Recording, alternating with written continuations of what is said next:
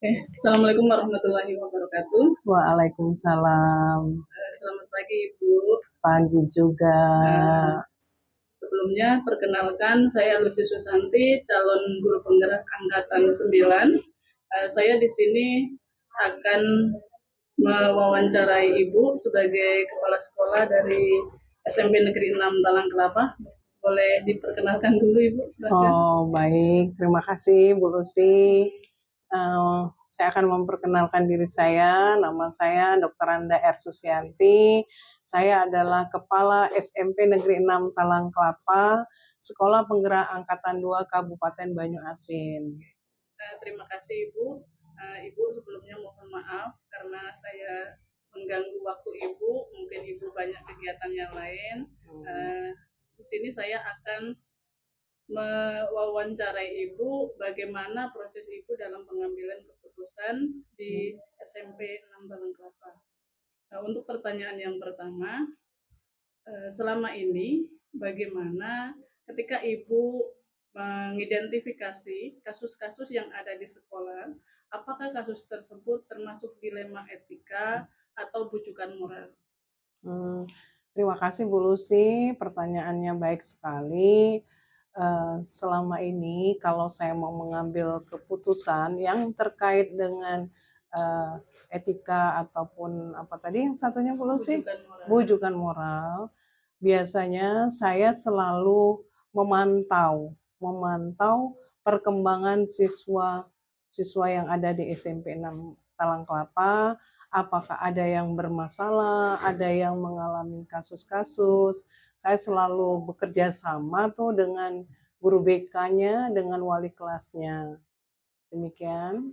Oke, terima kasih Ibu. Nah, selanjutnya selama ini Ya. bagaimana Ibu dalam menjalankan pengambilan keputusan di sekolah itu, terutama untuk kasus-kasus di mana ada dua kepentingan yang sama-sama benar atau sama-sama mengandung nilai kebajikan.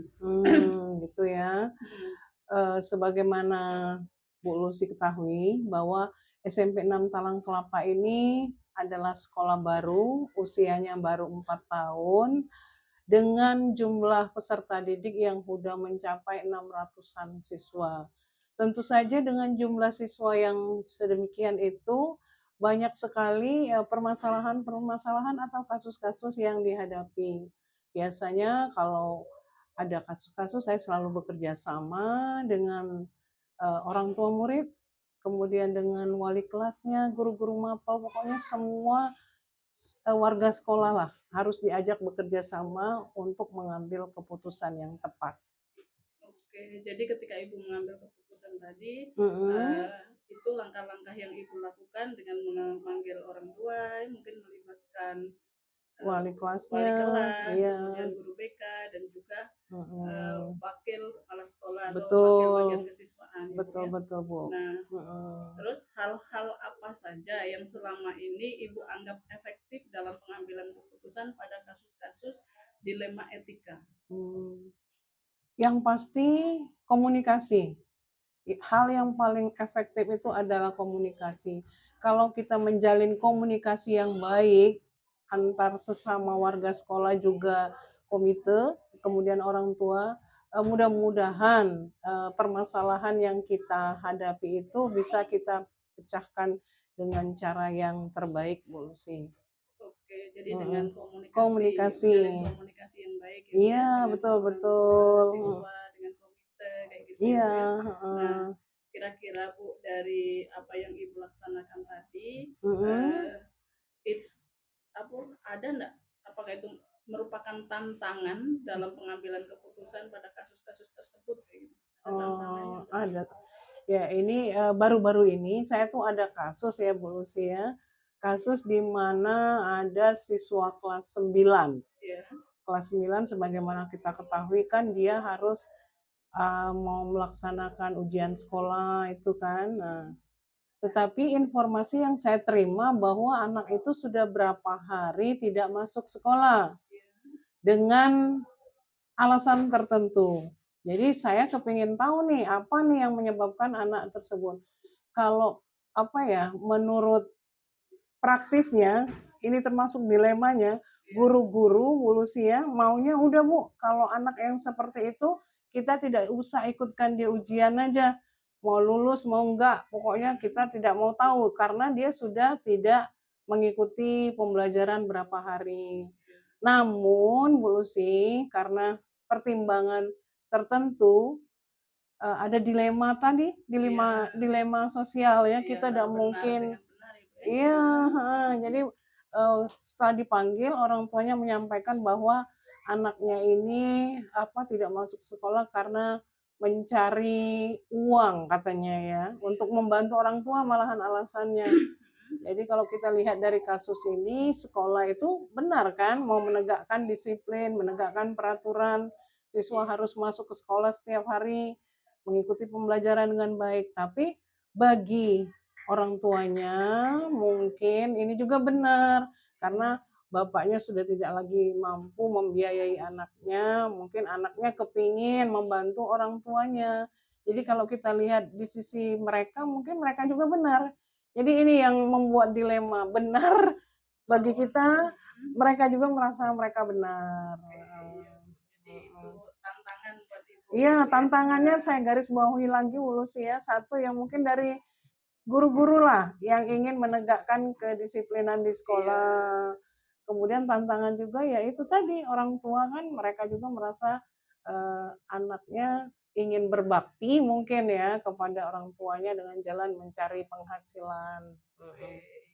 Jadi di Mhm. sini tantangannya bagi guru dan juga Ibu melihatnya dari sisi guru dan juga dari sisi orang tuanya Iya, gitu ya. betul. Nah, selanjutnya Bu, apakah Ibu ada jadwal tertentu dalam penyelesaian kasus-kasus dilema etika? Mhm. Ataukah Ibu langsung menyelesaikan di tempat? Atau Ibu memiliki sebuah jadwal untuk menyelesaikan, misalnya dalam bentuk jadwal itu bentuknya atau prosedurnya itu seperti apa nih?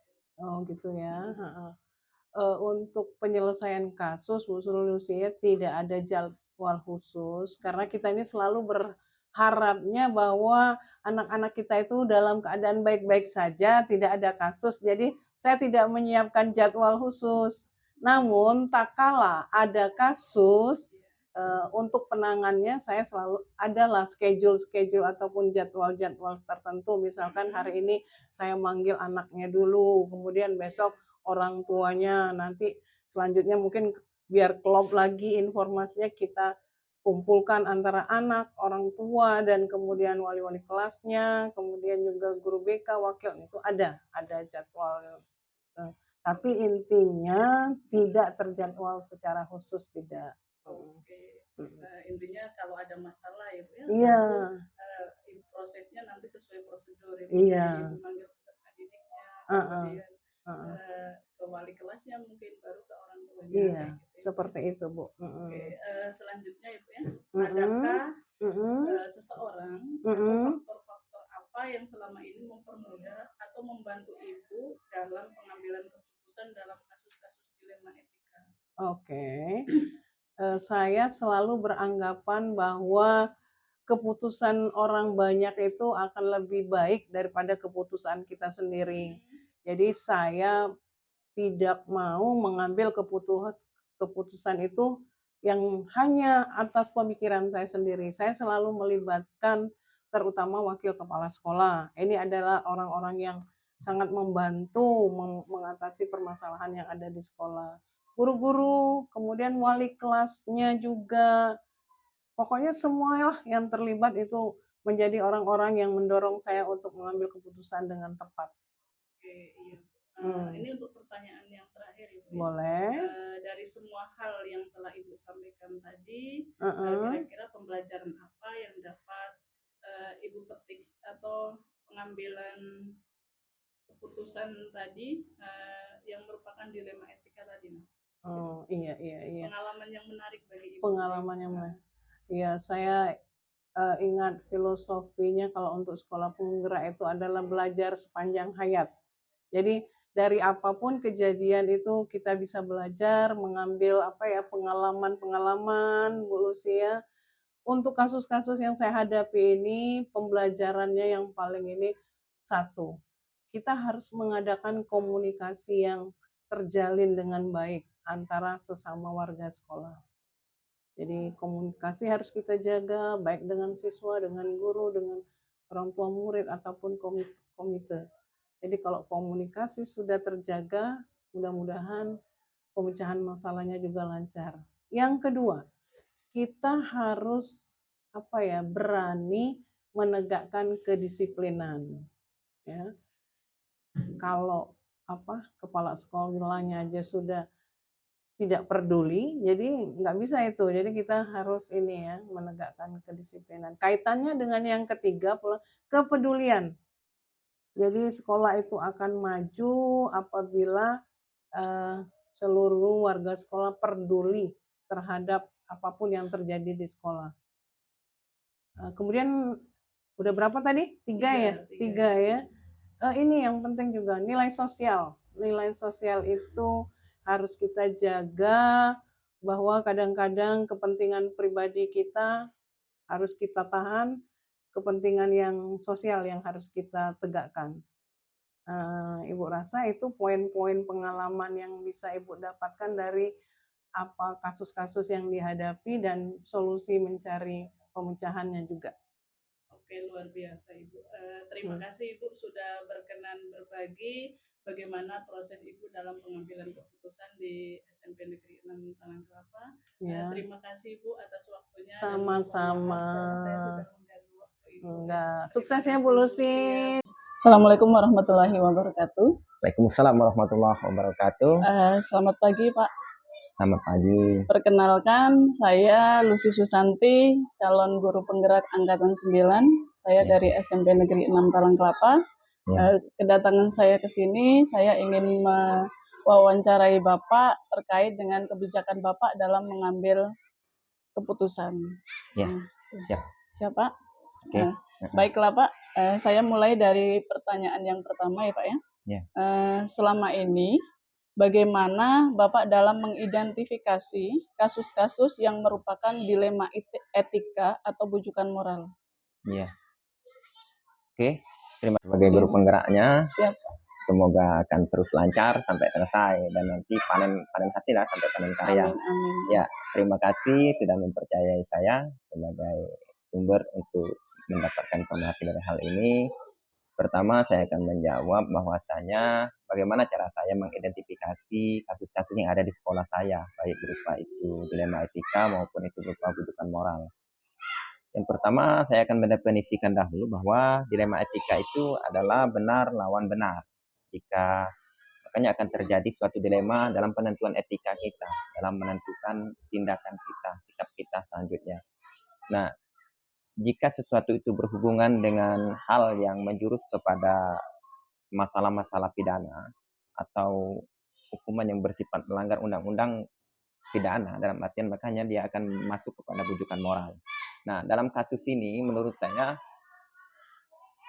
belum terlalu banyak, dalam artian mungkin hanya segelintir untuk kasus-kasus yang mengarah kepada bujukan moral. Tapi dalam hal ini saya melihat banyak sekali, saya mengidentifikasi hal-hal yang bersifat pada dilema etika. Sebagai contoh, ketika seorang guru yang memang baru hidup dalam artian ekonomi yang standar masih, ketika dia di sini sebagai honorer, tapi di tempat lain juga dia bekerja sebagai ojek untuk menambah kebutuhan hidup dia.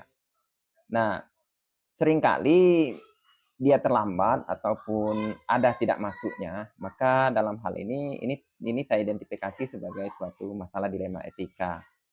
Begitu juga ketika adanya siswa yang tidak masuk tapi membantu orang tuanya untuk kepentingan ekonominya. Di satu sisi dia tidak masuk sekolah dalam artian, tapi di sisi lain ini memang orang tuanya membutuhkan dia. Ketika saya wawancarai anak ini, pernah itu terjadi ya, dalam artian pada anak kelas 4 SD ya.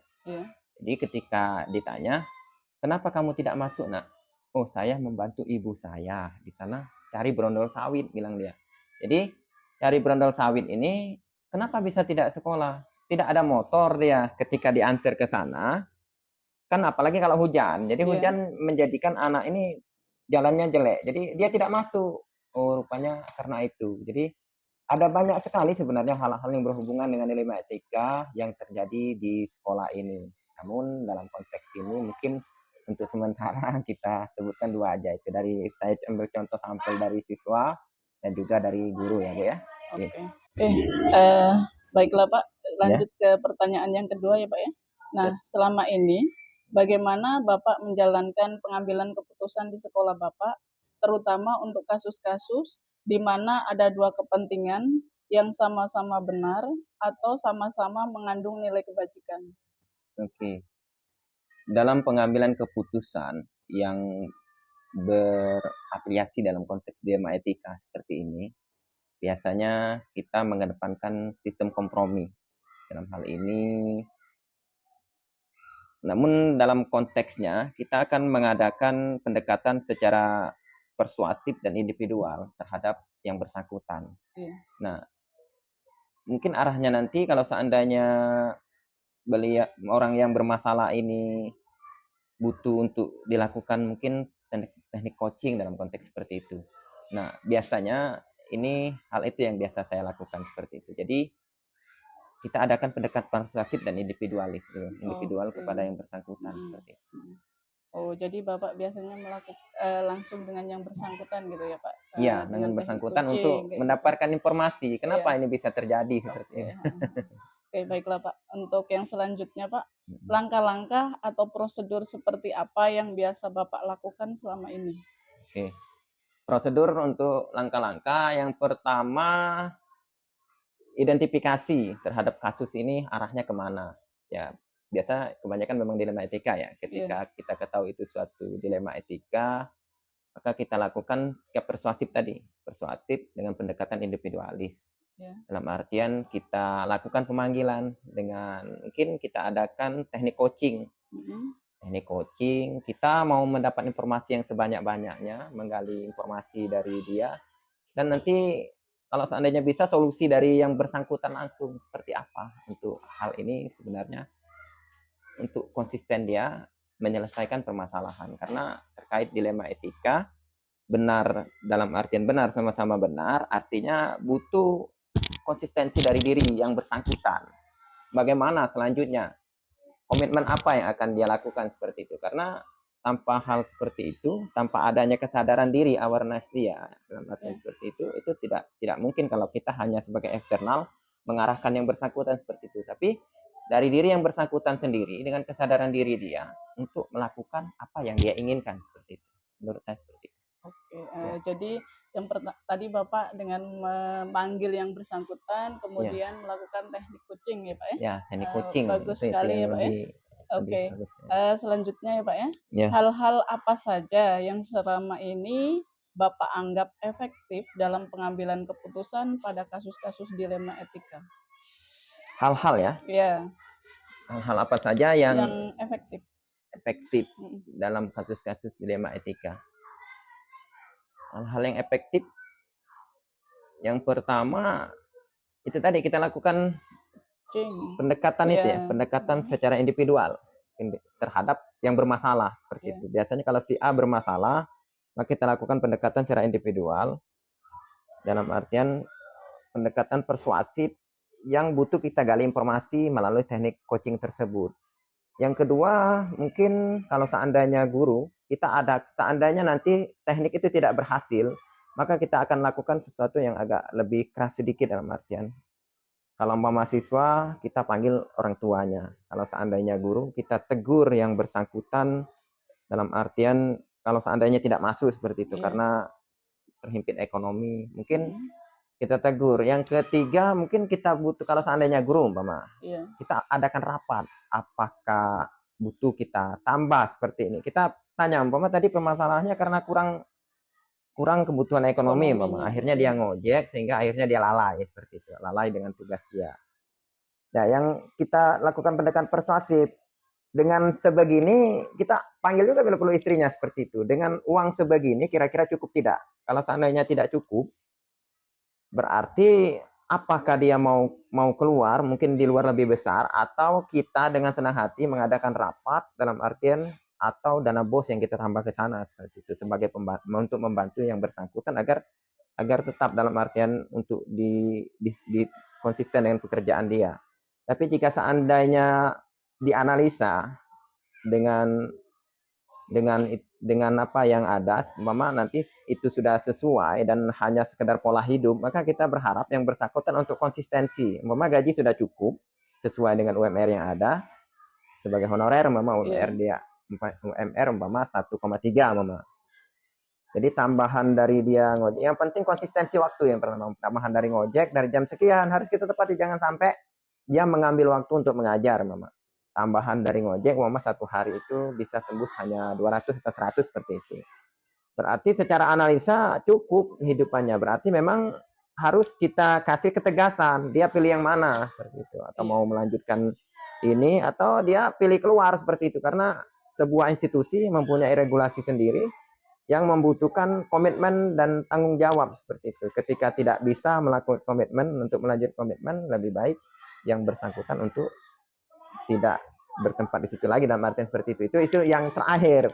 Tapi kita juga butuh melibatkan banyak pihak nanti kalau seandainya butuh untuk dilibatkan. Artinya keputusan ini lebih baik dilakukan melalui musyawarah, seandainya membutuhkan musyawarah. Begitu juga dengan siswa. Ketika siswa bermasalah, yang pertama adalah pendekatan dengan guru, itu juga pendekatan dengan siswa, juga nanti akan ada pemanggilan terhadap orang tua yang bersangkutan. Jika teknik coaching nanti tidak berhasil, pemanggilan kepada orang tua, dan nanti kita minta komitmen dari orang tua untuk bersama-sama memberikan komitmen terhadap anak tersebut, mau tidak untuk melakukan kesepakatan bersama seperti itu. Oke, bagus sekali ya Pak ya.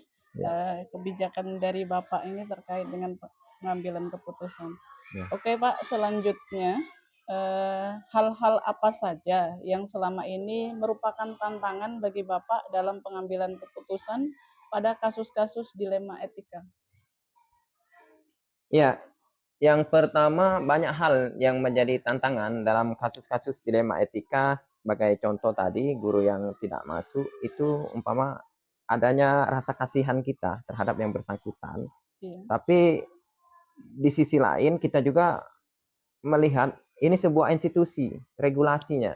Jadi di satu sisi kita inginkan yang bersangkutan ini untuk bisa berubah dalam artinya seperti itu. Tapi di sisi lain, jika seandainya yang bersangkutan tidak komitmen, maka kita harus tegas. Tegas dalam artian dikeluarkan seperti itu. Nah, ini kendala di sisi lain sebagai manusia, kita tidak tega melakukan hal seperti itu. Itu sangat bertentangan dengan nurani kita. Tapi di sisi lain, sebagai institusi, kita butuh di bawah kepemimpinan kita. Institusi ini bagus, baik. Jadi, makanya hal lain yang bisa kita arahkan untuk bermusyawarah, umpama kalau seandainya bosnya masih banyak dan yang bersangkutan bisa berkomitmen, kita tambahkan, umpama kebutuhan bisa kita regulasi dari kita ambil dari bos itu untuk ditambahkan ke sana seperti itu. Karena memang uang bos itu untuk kesejahteraan guru, untuk kesejahteraan murid, bukan untuk kepala sekolah. Bos itu kita gunakan untuk kepentingan-kepentingan sekolah, seperti itu. Jadi ketika guru ini memang dia punya apresiasi tinggi terhadap sekolah, umpama hanya sekedar di akhir-akhir waktu ini saja karena kekurangan ekonomi akhirnya dia ngojek. Kalau umpama kita akuisisi lagi, sebenarnya ngojeknya berapa dapat satu hari, umpama.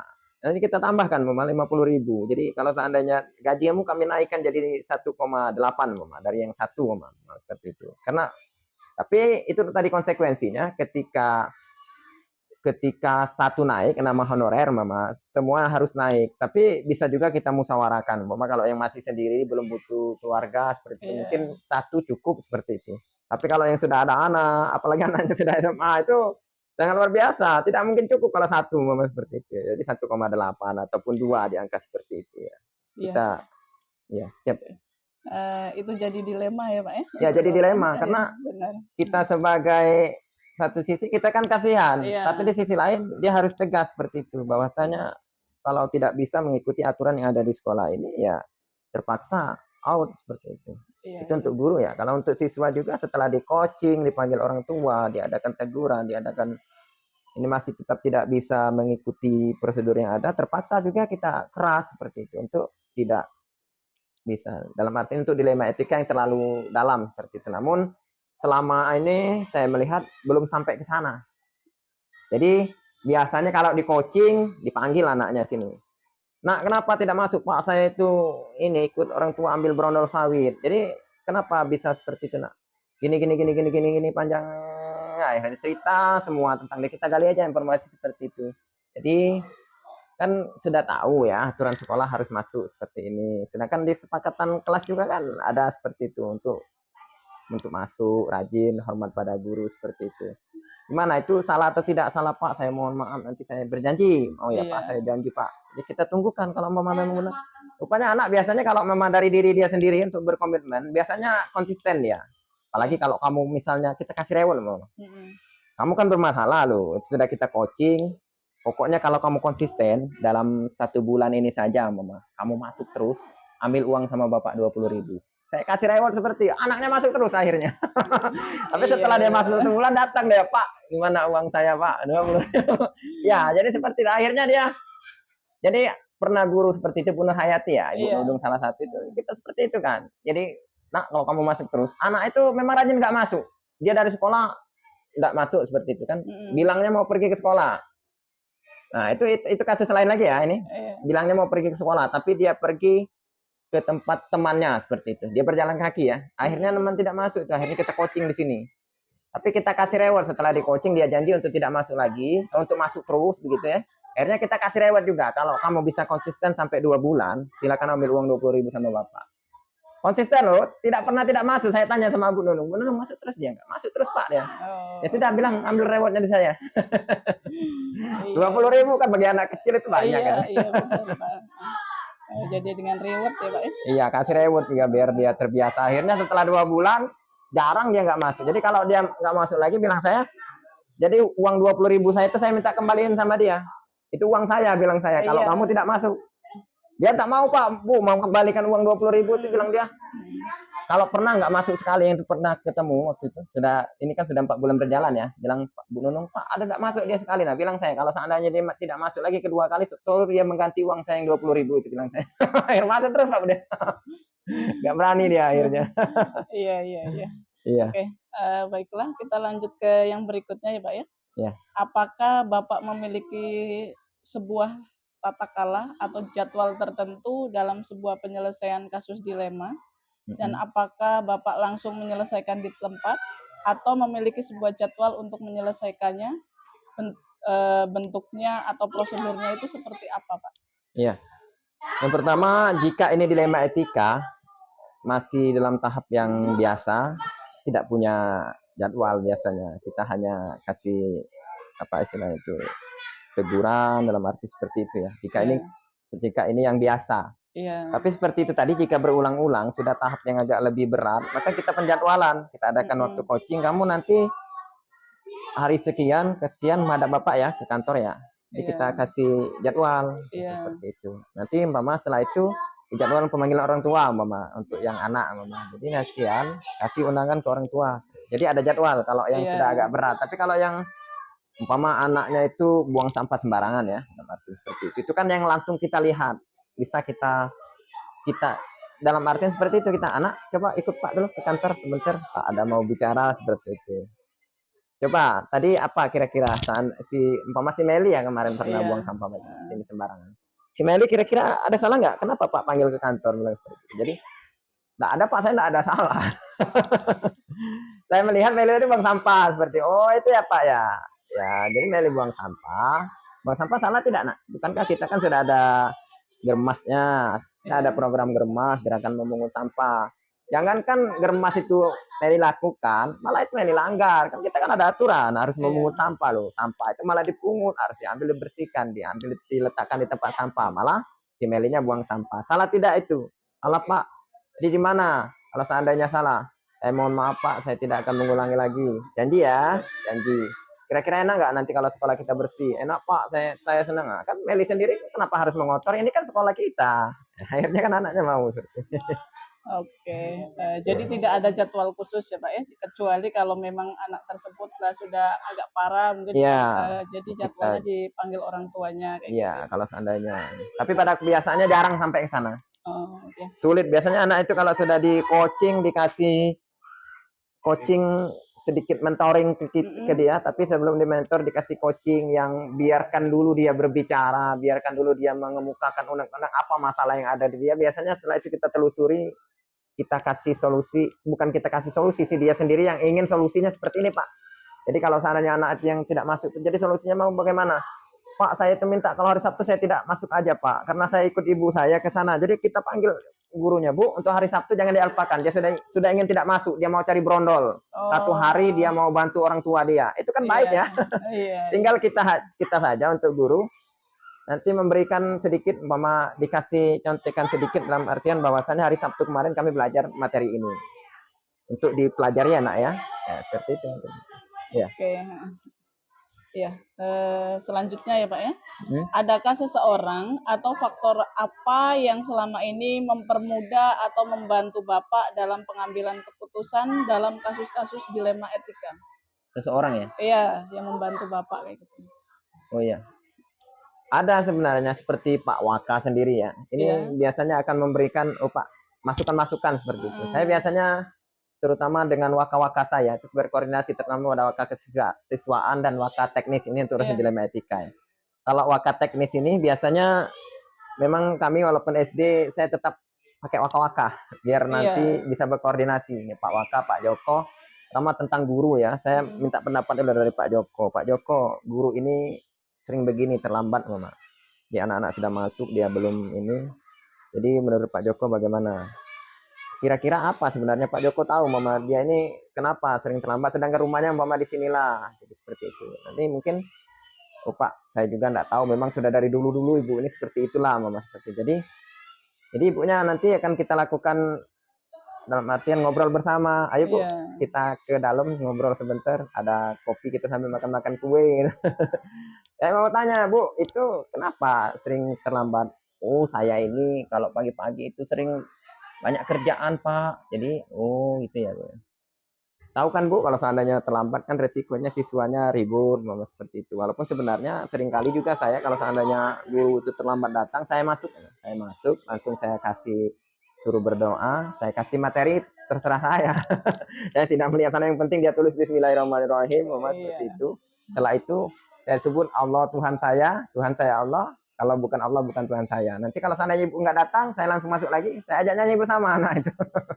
Biasa saya ada beberapa guru yang sering terlambat, tapi sekarang ini setelah kita lakukan dalam artian coaching lah ya, dalam arti seperti itu kita ambil apa masalahnya Bu. Kalau bisa kita konsisten bahwasanya ini lembaga kita ingin ini baik, bisa nggak Ibu untuk konsisten waktu seperti itu. Jadi dia ada satu ibu guru yang sekarang alasan dia sakit ya, memang dia sakit seperti itu, makanya untuk sekarang kelas 1A itu Ibu Nurmala Dewi kan bisa sering tidak masuk juga, terlambat ya. Jadi saya yang masuk memang saya juga bisa terima karena memang sakit yang memang ibunya sudah tua, sudah hampir pensiun. Jadi sering saya yang masuk untuk sementara, kalau tidak itu digantikan sementara oleh ada guru yang honorer juga ya, yang di perpustakaan, dibantu di perpustakaan, tapi sering juga membantu untuk mengisi ya. Gitu. Ada. Tapi untuk sekarang sudah nanti kan komitmen dia kalau sudah sembuh insya Allah dia akan konsisten dengan waktu. Oke, jadi dibantu wakil-wakil ya Pak ya? Ya, dibantu wakil-wakil dalam hal untuk memberikan suatu pendapat ataupun keputusan-keputusan. Biasanya saya musyawarah dulu, saya ajak bagaimana baiknya seperti itu. Oke. Kalau seandainya nanti butuh dipanggil dalam artian, tapi saya jarang lah Bu kalau memanggil secara langsung. Iya, tapi kadang ngobrol-ngobrol seperti ini nanti, ayo Bu kita ngajak. Kalau seandainya mau di coaching itu kan tidak usah diomongin, Bu saya mau coaching kamu Bu. Tidak seperti itu. Jadi tapi ngobrol santai lah ngobrol santai aja kita, ngobrol santai, silakan. Kira-kira kenapa seperti itu ya? Apakah selama ini sudah baik menurut Ibu? Apakah Ibu sudah setiap pagi itu tepat datang jam sekian hingga akhirnya anak-anak sudah masuk seperti Ibu sudah ada? Oh kalau itu saya terlambat, dia kan mengerti. Iya. Oke, baiklah ini untuk yang terakhir ya Pak ya. Dari semua hal yang telah Bapak sampaikan tadi, pembelajaran apa yang dapat Bapak petik dari pengalaman Bapak mengambil keputusan dalam dilema etika? Ya, menurut saya berpacu kepada regulasi itu yang penting yang pertama. Yang kedua, pendapat-pendapat dan saran itu juga penting. Yang ketiga, komitmen diri pribadi dari yang bersangkutan itu yang paling penting. Jadi yang paling penting itu sebenarnya komitmen pribadi. Komitmen dari yang bersangkutan yang mengalami suatu dilema etika. Dia mengalami dilema etika ketika kita lakukan pendekatan persuasif secara individu melalui teknik coaching itu, membangun kesetaraan dengan dia, silakan dia ungkapkan apa yang menjadi kendala, apa yang jadi permasalahan. Setelah itu solusi sendiri menurut dia apa, seperti itu. Ketika itu di komitmen, kita kasih reward, guru juga siap untuk dikasih reward. Kalau seandainya kamu nanti konsisten tepat waktu, silakan ambil uang 100.000 dengan saya. Iya, Oke. konsisten 2 bulan aja kamu konsisten, ambil uang sama saya. 100.000. Jadi, tapi kalau guru biasanya tidak mau dia ngambil. Kalau dia sudah konsisten dia tidak mau ambil itu. Tapi kalau siswa memang biasanya dia nagih loh. Iya. Pak, saya sudah masuk terus Pak, mana uang 20.000 janji Bapak. Nah kalau siswa, kalau guru kan yang namanya udah mengerti kan. Jadi Iya. itu memang tugas dia. Paling-paling kita aja ketika dia konsisten langsung aja kasihkan sama dia. Berarti dia konsisten seperti itu. Iya. Intinya yang penting konsisten dengan Ya, yang bersangkutan konsisten. ya Pak. Ya. Oke. Baiklah Pak, mungkin cukup itu saja ya Pak ya untuk wawancara saya pada pagi hari ini. Luar biasa dan terima kasih Ya. Bapak telah menyempatkan waktu untuk saya. Mohon maaf Ya. karena saya telah mengganggu waktu Bapak. Oh, Terima kasih ya Pak. misalnya. Assalamualaikum.